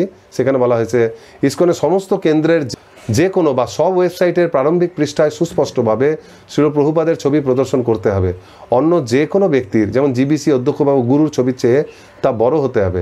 শ্রীল প্রভুপাদের বিধিসম্মত নাম ও পদবি ব্যবহার করতে হবে, যথা কৃষ্ণ কৃপামূর্তি শ্রীল অভয়চরণ অরবিন্দ ভক্তিবেদান্ত স্বামী প্রভুপাদ প্রতিষ্ঠাতা আচার্য ইসকন, অথবা ইসকন প্রতিষ্ঠাতা আচার্য ছিল কৃষ্ণ কৃপামূর্তি ছিল এসি ভক্তিবেদান্ত স্বামী প্রভুপাদ, অথবা এর কোনো সমতুল্য অনুবাদ হতে হবে। এখানে বলা হচ্ছে যে ইসকন মন্দির, ইসকন থেকে, পার্টিকুলার ইসকন থেকে আমরা ব্যক্তিগতভাবে কোনো ওয়েবসাইট খুলতে পারি, আর ইসকনের তরফ থেকে একটা ওয়েবসাইট খুলতে পারি। যেমন ভারত সরকারের যে কোনো সরকারি ওয়েবসাইটে অশোকস্তম্ভ থাকে, ঠিক সেই রকম ইসকনের যে কোনো অফিসিয়াল ওয়েবসাইটে আমাকে শ্রীল প্রভুপাদের চিত্র রাখতে হবে, তার এই ধরনের অফিসিয়াল নাম পদবি রাখতেই হবে, যেন বোঝা যায় এই ওয়েবসাইটটাও কিন্তু শ্রীল প্রভুপাদের শিক্ষা দ্বারাই পরিচালিত হচ্ছে, এর যেন কোনো রকম অন্যথা না হয়। এখন হতে পারে ওয়েবসাইটে আমাদের কোনো গুরু চিত্র দিতে হতে পারে, জিবিসি চিত্র দিতে হতেই পারে প্রয়োজনে, কিন্তু দেখতে হবে প্রভুপাদের চিত্র যেন তার থেকে বড় হয়। এখন ফেসবুকে দেখবেন বিভিন্ন গুরুদেব শ্রীল প্রভুপাদের শিক্ষা প্রচারের জন্য তাদের নিজস্ব ব্যক্তিগত যে সাইটগুলো খুলেছেন, সেগুলো তাদের ব্যক্তিগত সাইট, সুতরাং সেখানে তার চিত্র না থাকলে লোকে বুঝবে কী করে এটা কার, সেই জন্য সেই ক্ষেত্রে সেগুলো ব্যবহার করা যায়। কিন্তু কোনো ইসকন মন্দির থেকে বা কোনো এই সংস্থা থেকে যে সাইটগুলো খোলা আছে, সেগুলো ফেসবুক হোক, টুইটার হোক বা ওয়েবসাইট হোক, সেইখানে কিন্তু শ্রীল প্রভুপাদ ছাড়া অন্য কারোর নাম সেইভাবে উল্লেখ করা নেই। উল্লেখ করা থাকলেও লোকের চোখে প্রথমে কিন্তু শ্রীল প্রভুপাদের নামটাই পড়বে, এইরকমভাবে উল্লেখ করা আছে। এখন প্রশ্ন হচ্ছে, এত কিছু বলার পরও যদি আমরা এটা না মানি তাহলে কি হবে, কি ক্ষতি কি আছে, কি দরকার? আমি প্রভুপাদের জায়গায় যদি আমার গুরুদেবকেই হাইলাইট করি, সবার সামনে নিয়ে প্রচার করি, তাতে কি অসুবিধা হতে পারে? তাতে যে মারাত্মক অসুবিধাটা হতে পারে সেটা সঙ্গে সঙ্গে বোঝা যাবে না, 4-5 বছর পর বোঝা যাবে, তখন জিনিসটাকে নিয়ন্ত্রণ করা মুশকিল হবে। সেই জন্য এর পরবর্তী 13 পাঠে সেটাই বলা হয়েছে, এটা হচ্ছে ইসকনের আভ্যন্তরীণ সম্পর্ক। তার প্রথম আলোচ্য বিষয় হচ্ছে গুরু বৈষম্য। গুরু বৈষম্য মানে কি বুঝতে গেলে সবার আগে বৈষম্য শব্দটার মানে বুঝতে হবে। অক্সফোর্ড ইংরেজি অভিধান বলছে, দুটি জিনিস বা ব্যক্তির মধ্যে পার্থক্য অনুভব করা, পার্থক্য লক্ষ্য করা বা পার্থক্য তৈরি করা, এটা হচ্ছে বৈষম্য। কোনো দুইজন ব্যক্তির মধ্যে আমি যদি দুজনকে সমানভাবে না বুঝি, অনুভব না করি, যদি দুজনের মধ্যে আমি দেখি যে হ্যাঁ এর মধ্যে এই পার্থক্য রয়েছে, আর সেটা যদি আমি সবার সামনে প্রকাশ করি বা স্থাপন করি, এইভাবে অনুভব করা, লক্ষ্য করা, তৈরি করা, এই তিনটে ক্ষেত্রে যদি আমরা পার্থক্য করি তাহলে সেটা হচ্ছে বৈষম্য। নিউ ইয়র্কের সমাজবিজ্ঞান ভূমিকার 7ম সংস্করণও বলা হয়েছে, কেবল এক বিশেষ দল বা শ্রেণীর সদস্য হওয়ার কারণেই কোনো ব্যক্তির প্রতি যে ক্ষতিকর আচরণ করা হয়, যেখানে তাকে বিশেষ কোনো সুযোগ সুবিধা থেকে বঞ্চিত করা হয় যা অন্যরা পেয়ে থাকে, এটাকেও কিন্তু বৈষম্য বলে। মানে কোনো একজন ব্যক্তিকে সবাই একটা সুযোগ সুবিধা পাচ্ছে, সেটা তাকে দেওয়া হচ্ছে না, অথবা তার সঙ্গে একটু খারাপ আচরণ করা হচ্ছে, অন্যদের সঙ্গে করা হচ্ছে না। কেন করা হচ্ছে না? সে কোনো একটা বিশেষ দলের সদস্য বা বিশেষ কারোর সঙ্গে যুক্ত, সেই ক্ষেত্রে এই ধরনের চিন্তাভাবনা যদি থাকে তাহলে তাকে বৈষম্য বলা যায়। সুতরাং আমরা যদি বলি গুরুকেন্দ্রিক বৈষম্য কী জিনিস, তাহলে আমাদেরকে এইটা বুঝতে হবে অক্সফোর্ড ডিকশনারি অনুসারে, আমরা যদি দুজন গুরুদেবের, আমার একজন গুরুদেব রয়েছে যিনি প্রভুপাদের প্রতিনিধি, এবং অন্য একজন শিষ্য রয়েছে তিনিও ছিল প্রভুপাদের অন্য একজন প্রতিনিধির কাছে দীক্ষা নিয়েছেন, তিনিও ইসকনের গুরু। এবার আমার গুরুদেব এবং তার গুরুদেবের মধ্যে যদি আমি বৈষম্য অনুভব করি যে না না ইনি আমার গুরুদেব, ইনি শ্রেষ্ঠ, উনি শ্রেষ্ঠ নন, এই ধরনের যদি বৈষম্য বলি, ইনি আমার, উনি আমার নন, উনি অপর, এই ধরনের যদি বৈষম্য অনুভব করি। দ্বিতীয়ত হচ্ছে আমি যদি বৈষম্য দেখি না না আমার গুরুদেব অনেক বেশি, ওনার আগে দীক্ষা হয়েছে, ইনি অনেক বেশি শ্রেষ্ঠ, ইনি অনেক বেশি বড় ভক্ত, উনি নন, উনি অন্য জায়গা থেকে এসেছেন, উনি প্রভুপাদের শিষ্য হলো, প্রভুপাদের শিষ্য হলো, উনি আমাদের নিজেদের লোক নন, উনি অমুক জায়গাতে প্রচার করেন। এই ধরনের বিভিন্ন ছোটোখাটো যদি আমরা আমরা পার্থক্যগুলো খুঁজে বার করি। আর তৃতীয়ত হচ্ছে সেটা যদি প্রতিষ্ঠা করি, আমরা যদি সবার সামনে বোঝাই যে না না এটা আমরা সবাই এই গুরুদেবের শিষ্য, আমরা সবাই এই গুরুদেবের শিষ্য, আমরা দলবদ্ধভাবে কেবলমাত্র এনার কাছেই সবাইকে দীক্ষা নিতে। অন্যান্য গুরুদেবের কাছে যারা দীক্ষা নিচ্ছেন, ইসকনের অন্যান্য গুরুদেবের কাছে, তারা আমাদের কেউ হয় না, ওরা বুঝুক, ওরা আলাদা দল, আমরা আলাদা দল। এইভাবে আমরা যদি এটাকে প্রতিষ্ঠা করি তাহলে এটা কিন্তু বৈষম্য করা হলো। বা আমি একটা প্রচারের মধ্যে রয়েছি, সেখানে আমি আমার অধীনস্থ ভক্তদের সুযোগ সুবিধা বা অন্যান্য জিনিসে খেয়াল রাখি, সেখানে আমি একজনকে দেখছি যে এ আমার গুরুদেবের কাছে দীক্ষা গ্রহণ করেনি, তো একে আমি কোনো জ্ঞান প্রদান করবো না, একে বেশি কিছু বোঝাবো না। যদি সে শুরু থেকে আমার কাছ থেকে সমস্ত নির্দেশনা নিচ্ছে, তার মানে হচ্ছে সেটা তো আমি প্রদান করছি না, আমার মাধ্যমে নিচ্ছে, প্রদান করছে আমার গুরুদেব, তিনি প্রভুপাদের কাছ থেকে এনে দিচ্ছেন, তাহলে তার গ্রহণ করা উচিত ছিল আমারই গুরুদেবকে। কিন্তু যদিও সে তা গ্রহণ করেনি, তবু আমার উচিত তাকে সেই ধরনের শিক্ষা আদি সব কিছুই প্রদান করা।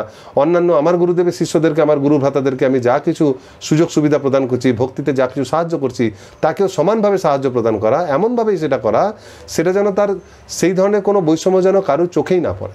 যেমন ইসকনের যে কোনো মন্দিরে, মায়াপুর, বৃন্দাবন বা অন্যান্য সমস্ত বড় মন্দিরগুলোতে যখন গুরু পূজার সময়, বিগ্রহ দর্শনের সময়, কোনো অনুষ্ঠানের সময় যারাই অংশগ্রহণ করুন না কারো, কখনোই বোঝা যায় না যে এদের মধ্যে কারা কোন গুরুদেবের শিষ্য। তো এই ধরনের মনোভাব যদি থাকে তাহলে বৈষম্য থাকবে না। কিন্তু যদি সেটা না হয়, সেবার ক্ষেত্রে আমি কোনো পার্টিকুলার আমার গুরু ভাইকে আমি ভালো ভালো সেবা দিচ্ছি, যে আমাদের খুড়তুতো গুরু বা কাকা গুরু তার যে শিষ্য, সেই কাজিন, যারা স্পিরিচুয়াল কাজিন হয় আমাদের সম্পর্কিত ভাই, তো তাদেরকে আমরা অন্য ধরনের কষ্টকর সেবাগুলো দিচ্ছি, আমি এই ধরনের চিন্তাভাবনা রাখছি, সেটা উচিত নয়। অনেক ক্ষেত্রে খুব নীচ মনোভাব বিশিষ্ট বা সেই ধরনের যারা শিল প্রভুপাদের শিক্ষা গ্রহণ করেনি, প্রভুপাদের গ্রন্থ অধ্যয়ন করেননি, নামে মাত্র তারা দীক্ষা নিচ্ছেন, তাদের মধ্যে এই ভাব দেখা যায়। তারা এই ধরনের বৈষম্য করে, তারা চেষ্টা করে, তারা তো অনেকভাবে বৈষম্য করে, দলগতভাবে, জাতিগতভাবে। যদিও বৈষ্ণব সমস্ত জাতির উদ্দেশ্যে শিল প্রভুপাদ জাতি ধর্ম নির্বিশেষে সকলের মধ্যে প্রচার করছেন, তবুও তারা ভাবে না এরা আমাদের এখানকার লোক, আমরা এদেরকে বেশি সুবিধা দেবো, এ আমার ভাষাভাষী লোক, আমি একে আগে প্রায়োরিটি দেবো, তারপর অন্য কাউকে দেবো। এই ধরনের চিন্তা ভাবনার জন্য যদি এই ধরনের জিনিসগুলো হতে থাকে, অনেকে বলবেন এরকম তো অনেকেই দেখি করে, তারা কেন করে? তো যারা এরকম করবে তাদেরই কিন্তু ভক্তি জীবন আস্তে আস্তে ডিক্লাইন করবেই, কারণ তারা সবসময় বৈষম্যের চোখে দেখছে। আচরণ তো আপনি দেখতে পাচ্ছেন যে, কিন্তু যখন আর আচরণ করছেও না, তখনও তাদের মনের মধ্যে কিন্তু বৈষম্য আছে। সেই জন্য এই ধরনের বৈষম্যমূলক মনোভাব নিয়ে সে কখনো আদর্শ ভক্ত, ভগবানের শুদ্ধ ভক্ত হতে পারে না। সর্বপ্রথম বৈষম্য ত্যাগ করতে হবে। আর যদি আমরা বৈষম্যই করি, কোনো নিজের গুরুদেব ছাড়া অন্যান্য গুরুদেব শিষ্যদেরকে যদি হেয় চোখে দেখি, তাহলে তারাও সেই জিনিসটা করবে, তারাও নিজের গুরুদেব ছাড়া অন্যান্য গুরুদেবের শিষ্যদেরকে হেয় চোখে দেখবে। এইভাবে প্রত্যেক গুরুরই কিছু কিছু তো শিষ্য রয়েছে যারা এরকম আবেগের দ্বারা পরিচালিত হয়, ঠিকমতো গ্রন্থ পাঠ করে না, তো তারা সবাই একটা ছোট ছোট দল করে ফেলবে, আমরা এই গুরুদেবের শিষ্য, আমরা এনার নাম প্রচার করব। তারা বলবে আমরা এনার, সবাই বলবে প্রভুপাদ আমাদের গুরুদেবকে ভালোবাসে, ওনারা বলবে আমাদের প্রভুপাদ আমাদের গুরুদেবকে ভালোবাসে, কিন্তু কেউ আর প্রভুপাদের নাম প্রচার করতে চাইবে না, কারণ প্রভুপাদের নাম বলে কমন নাম হয়ে গেল। যখন একজন পিতার নামে কোনো বাড়ি থাকে, তখন সেই পিতার নাম করলে পরে সব ভাইদের নাম হয়ে যায় এবং সবার মধ্যে একতা থাকে। কিন্তু যখন তাদের মধ্যে কোনো একটা ভাই চাই যে না আমি ভালো কাজ করেছি, আমি একটা উচ্চ পদে রয়েছি, আমার ভাইদের কেন নাম হবে, আমার নাম হবে, তখন সে সবার থেকে আলাদা হয়ে যায়। এইভাবে তখন অন্যান্যরাও আলাদা হতে শুরু করে, ফলে দেখা গেল একজন পিতার বিরাট বড় বিজনেস, সেটা 7 ভাই মিলে 7 টুকরো করে নিয়েছে। এবার টুকরো করার আগে সমস্ত গোটা বিজনেসে পিতার নামেই চলতো এবং তার নামেই কিন্তু আরও অন্যান্য লোকেরা তাদের সঙ্গে বিজনেস করতো, কিন্তু আলাদা হয়ে যাওয়ার পর তারা কী করবে, ভাববে যদি পিতার নামে আমি কিছু ব্যবহার করি তাহলে তাহলে অন্য ভাইরাও দাবি করতে পারে। তারা তখন নিজের নিজের নামে করতে শুরু করে। এইভাবে নিজের নিজের নামকে ফোকাস করাতে তারা পিতার ছত্রছায়া থেকে দূরে হবে। সর্বোপরি ইসকনের গুরুদেবরা কখনোই এই ধরনের মনোভাব পোষণ করে না, কিন্তু তাদের কিছু নবীন ভক্ত বা যাদের ঠিকমতো সেরকম পারমার্থিক বুদ্ধি নেই, যারা ঠিকমতো ভক্ত সঙ্গ করছে না, গ্রন্থ পাঠ করছে না, তাদের এই ধরনের বিকৃত মানসিকতা হয়ে থাকে। কিন্তু এটা হলে পরে এটাকে যদি এটাকে আমরা বর্ধিত করি তাহলে সকলের মধ্যে চলে আসবেন তখন বাধ্য হয়ে। আর নিজের গুরুদেবের নাম করে যদি আমরা প্রচার করতে থাকি তাহলে প্রত্যেকে আলাদা আলাদা দল হয়ে যাবে একই অনুষ্ঠানে। এখন মনে হবে যে এটা আমার গুরুদেবের শিষ্য, এদেরকে আগে আমরা প্রসাদ দেবো, ওরা বলবো ওদেরকে আমরা প্রসাদ দেবো, তোমরা এই সেবা করো, আমরা জানি না তোমাদের সেবা, তোমাদের কোনো অসুবিধা হলে আমরা দেখতে আসবো না। এই ধরনের আজ না হলো শিল প্রভুপাদের এই প্রচার 10,000 বছর চলার কথা, আর কালকেই শেষ হয়ে যাচ্ছে না। তো ক্রমে কালক্রমে 100-200 বছর পর আমরা কিন্তু পৃথক পৃথক গোষ্ঠীতে আলাদা হয়ে যাবো। যেমন ছিল ভক্তি সিদ্ধান্ত সরস্বতী ঠাকুর বহু শিষ্যরা পৃথক পৃথক মঠ মন্দির স্থাপন করে তার শিষ্যদের দীক্ষা দিয়েছেন, এবং সেখানে জিবিসি তৈরি না হওয়ার জন্য প্রত্যেক গৌড়ীয় মঠ প্রত্যেকের থেকে আলাদা, এক একজনের সমস্যা অন্য একজন দেখতে যায় না। আমরাও সেটা হয়ে যাব। সেটা যাতে না হয়, শুধু জিবিসির আনুগত্যে থাকাই নয়, জিবিসির আনুগত্যে আমরা তখনই থাকবো যখন আমরা সবগুলো মেনে চলবো। আমরা জিবিসির আনুগত্যে থাকলাম কিন্তু এই কথাটা যদি না মানে শুধু গুরুদেবকে সামনে যদি হাইলাইট করি তাহলে আমরা গুরুগত একটা দল হয়ে যাবো, যে আমরা এই গুরু শিষ্য, ওরা ওই গুরু শিষ্য, এরা এই গুরু শিষ্য। ফলে সবাই প্রভুপাদের থেকে আমরা আস্তে আস্তে বিচ্ছিন্ন হয়ে যাব। প্রভুপাদের বদলে আমরা নিজেদের ওই পরিচয়টাই, দীক্ষাগুরুর পরিচয়টাই আমাদের একমাত্র পরিচয় হবে। ফলে আমাদের সেই পরম শিক্ষা আসা বন্ধ হয়ে যাবে। সর্বোপরি মনে রাখতে হবে যে গুরুদেবের শিষ্য হোক না কেন ইসকনে, প্রত্যেকে শিল প্রভুপাদের শিক্ষা শিষ্য, এবং শিল প্রভুপাদেরই অপ্রকটকালীন অবস্থার জন্য তারা এই গুরুদেবের মাধ্যমে মন্ত্র দীক্ষা গ্রহণ করছে। সুতরাং আমাদের দীক্ষা গুরু আমাদেরকে শিল প্রভুপাদের পরম্পরা ধারায় যুক্ত করছেন, এটাই তার সর্বপ্রধান বৈশিষ্ট্য। সেই জন্য সবসময় আমাদের উচিত এই ধরনের গুরুগত বৈষম্য যেন আমাদের মাথার মধ্যে না আসে, এবং সেটা না আসার জন্য আমাদের গুরুদেবের বদলে শিল প্রভুপাদের ছত্রছায়াতে সকলকে বিশেষভাবে থাকতে হবে। গুরুরা রয়েছেন যে জিনিসটা গুরুদেব প্রকটভাবে দিতে পারেন, অপ্রকট অবস্থায় দিতে পারেন না, তার জন্য আমাদের গুরু গ্রহণ করা, কিন্তু সেইটা ততটুকুই। সেই ক্ষেত্রে এই জিনিসটা পৃথকভাবে উল্লেখ করার প্রয়োজন নেই। সেক্ষেত্রে জোর করে এগুলো পৃথক করে আমাদের পরস্পরের থেকে পৃথক হয়ে যাওয়া উচিত নয়। আমরা সবাই যদি একসঙ্গে না থাকি তাহলে টুকরো টুকরো হয়ে যাবে এবং ওই আন্দোলনটা নষ্ট হয়ে যাবে।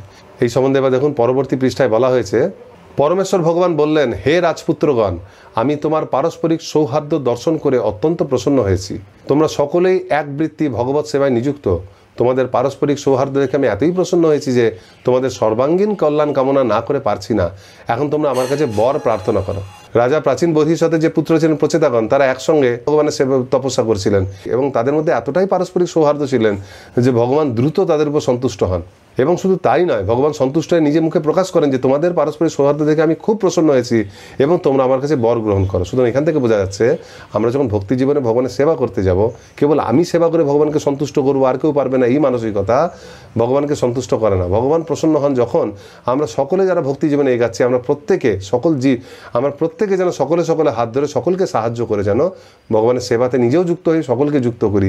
এইরকম মানসিকতা থাকলে ভগবান স্বয়ং সন্তুষ্ট হবেন। তিনি শ্রীমদ্ ভাগবতমে নিজে মুখে বলছেন যে বর গ্রহণ করো, অর্থাৎ ভগবান আমাদের উপর কৃপা তখনই বলবেন, আমাদের তো কোনো জাগতিক বর চাই না। তো বর মানে হচ্ছে ভগবানের কৃপা। আপনি জাগতিক বস্তু না চাই ভক্তি চাইবেন, কিন্তু সেটা আপনি কখন পাবেন? যখন আপনাদের মধ্যে পারস্পরিক সৌহার্দ্য থাকবে।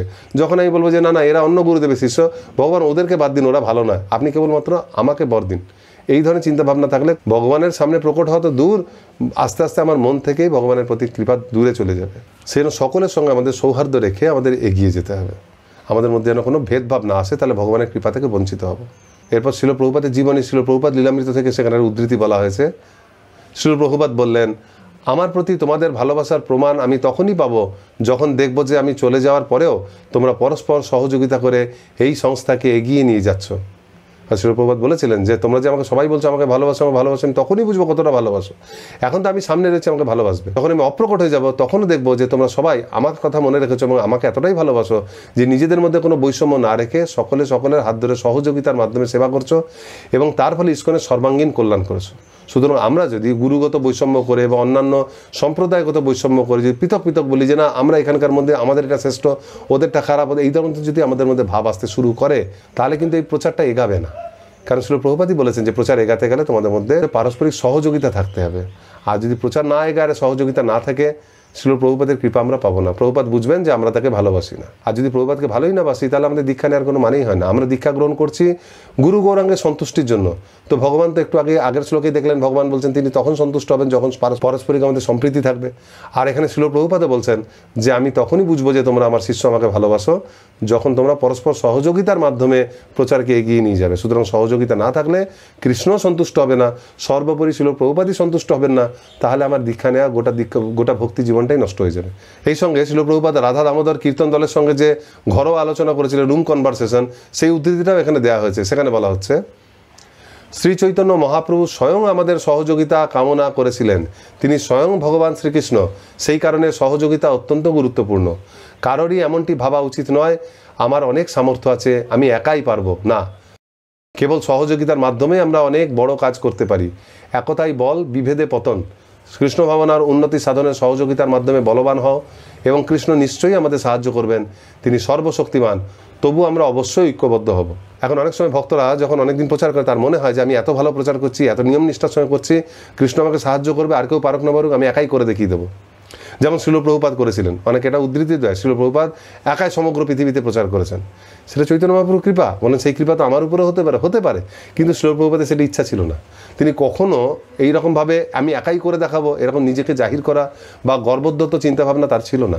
তিনি সর্বদাই তার গুরু ভাইদেরকে নিয়ে একত্রিত করে সকলে সম্মিলিতভাবে এটা করতে চেয়েছিলেন যে আসুন আমরা সকলে মিলে শিল ভক্তি সিদ্ধান্ত সরস্বতী ঠাকুরের যে উদ্দেশ্য সেটাকে আমরা পূরণ করি। কিন্তু কোনো কারণে তাদের হয়তো সেই চিন্তাভাবনা ছিল না, তারা অত বড় ভাবতে পারেননি, অন্যান্য আরও সমস্যা ছিল। সেই জন্য যখন কারুর কাছ থেকে তিনি সহায়তা পাননি তখনই একমাত্র তিনি এককভাবে, যে আর কিছু করার নেই, তখন তিনি একাই বেরিয়ে গেছিলেন প্রচার করতে। এবং সেই জন্যই তিনি ইসকনকে পৃথকভাবে একটা প্রচার কেন্দ্র রূপে স্থাপন করেছেন, যার মাধ্যমে প্রচারের শুদ্ধ ধারা যেন প্রবাহিত হয়। অন্যান্য ক্ষেত্রগুলোতে যেখানে বা আচরণ শুদ্ধ হলো বা পরম্পরা দ্বারা ঠিক হলো, প্রচারের মানসিকতাটা এতটা তীব্র নয়, তাদের থেকে আমাদেরকে তিনি আলাদা রেখেছেন, যাতে আমরাও সেখানে গিয়ে খালি কেবলমাত্র পূজা করলাম, আরতি করলাম, প্রসাদ রান্না করলাম, খেলাম, ঘুমালাম, এই জিনিসটা কিন্তু মহাপ্রভুর সংকীর্তনের মূল উদ্দেশ্য নয়। সেটা কৃষ্ণ নাম প্রচারের সাপোর্টিভ, সেটা গৌণ। মুখ্য হচ্ছে ভগবানের নাম প্রচার করা। সেটাকে রাখার জন্য শিল প্রভুপাদ ফ্রন্টে এসছেন এবং সকলকে নিয়ে করেছেন, কিন্তু তিনি চেয়েছিলেন সর্বদা সকলকে নিয়ে এটা করতে। কেউ যদি নিজে গর্বোদ্যত হয়ে যে এখানে আর কেউ প্রচার সম্বন্ধে কিছু জানে না, আমি একমাত্র শিক্ষিত, বাকিরা সবাই মূর্খ, আমি যেটা বলছে সেটাই মানতে হবে, না হলে আমি আলাদাভাবে একটা প্রচার করবো, এই চিন্তাভাবনা রাখা উচিত না। অনেক সময় দেখা যায় ভক্তরা তখনই আলাদা হয় না, কিন্তু সে নিজে একটা আলাদা প্রচার করার একটা ভাব তার মধ্যে থাকে, এবং সেটা যখন সে করতে থাকে ক্রমে ক্রমে তাকে মায়া আরও উদ্বুদ্ধ করে। একসময় সে বলে আমি এখানে থাকবোই না, সে সবার মধ্যে দোষ ত্রুটি দেখে সব কিছু ছেড়ে দিয়ে চলে যায়। তো শিল প্রভুপাদ বলছে এটা করবে না, একতাই বল, বিভেদে পতন। চৈতন্য মহাপ্রভু সর্বশক্তিমান, তিনি চাইলে করতে পারতেন না, কিন্তু তিনি করেননি। তিনি বারবার বলছেন একা মালাকার আমি কাহা যাবো, আমি হচ্ছে একা মালাকার, আমি যে প্রেম ফল, এই যে প্রেম বৃক্ষ থেকে ভক্তি বৃক্ষ থেকে যে প্রেম ফল পড়ছে, তো এই প্রেম ফলগুলো আমি সকলের মধ্যে বিতরণ করতে চাই, কিন্তু আমি একা মালি, আমি কত ফল পারবো, দু হাতে আমি কত ফল পারবো, কত লোককে দেবো। আমি যদি দেওয়ার চেষ্টাও করি, সারা জীবন যদি দিতেও থাকি, তাহলে টাইম লিমিটেড, পৃথিবীর সমস্ত জীবকে আমি দিতে পারবো না। আর যদি কাউকে দেই, কাউকে না দেই, তাহলে আমি যে প্রতিজ্ঞা করেছি যে সকলকে প্রেম দেবো, তাহলে সেটা কী করে হবে? সুতরাং সেই জন্য আমি সবার কাছে সাহায্য প্রার্থনা করছি, তোমরা সকলে আমার সঙ্গে এসো এবং সকলে এখান থেকে প্রেম ফল নিয়ে যাকে তাকে তা। এটাই হচ্ছে প্রচারের মূল উদ্দেশ্য। ভগবান যেখানে প্রচারের জন্য সকলে সাহায্য চাইছেন, আমাদেরকে বুঝতে হবে যে আমাদেরও প্রচারের জন্য অন্য কারো সাহায্য লাগবেই। আমি একার পক্ষে সব কিছু করতে হবে, যদি আমার মধ্যে সব ক্ষমতাও থাকে, কিন্তু আমি সময় এবং কালের সীমার থেকে মুক্ত নই। আমি সময়ের সীমার দ্বারা বদ্ধ বলে আমি একই সঙ্গে দুটো সেবা করতে পারবো না। আমি সেটা করতে পারলেও আমার পক্ষে সেটা করা সম্ভবই নয়, কারণ আমি এক জায়গায় এক স্থানেই থাকতে পারি, আমার সেই যোগসিদ্ধি নাই, থাকলেও পারতাম না। সেই জন্য সেইটা বুঝে আমাদের পারস্পরিক সমস্ত গুরু ভাতাদের মধ্যে, সমস্ত ভক্তদের মধ্যে, সে আমার গুরু শিষ্য, অন্য গুরু শিষ্য, শিল প্রভুপাদের সকল অনুগামীদের মধ্যে আমাদের একটা জিনিসই দেখতে হবে, এরা শিল প্রভুপাদের অনুগামী কিনা, শিল প্রভুপাদের শুভচিন্তক কিনা। এখন যারা তার বিরুদ্ধাচরণ করে তাদের থেকে দূরে থাকতে হবে। শিল প্রভুপাদের সমস্ত অনুগামীদের মধ্যে আমাদের মধ্যে সর্বান্তকরণে সহায়তার মনোভাব নিয়ে আমরা যখন কোনো অনুষ্ঠান করব, কোনো প্রচার করব, তখন সেটা সফল হবেই। কারণ শিল প্রভুপাদ বলছেন কৃষ্ণ আমাদের সাহায্য করবেন, আমরা সকলে সাহায্য নিয়ে যখন করবো, একতাই বল, বিভেদে পতন, এরা সব ক্ষেত্রেই প্রযোজ্য। আর সুতরাং ভক্তির ক্ষেত্রে তো এটা আরও প্রযোজ্য।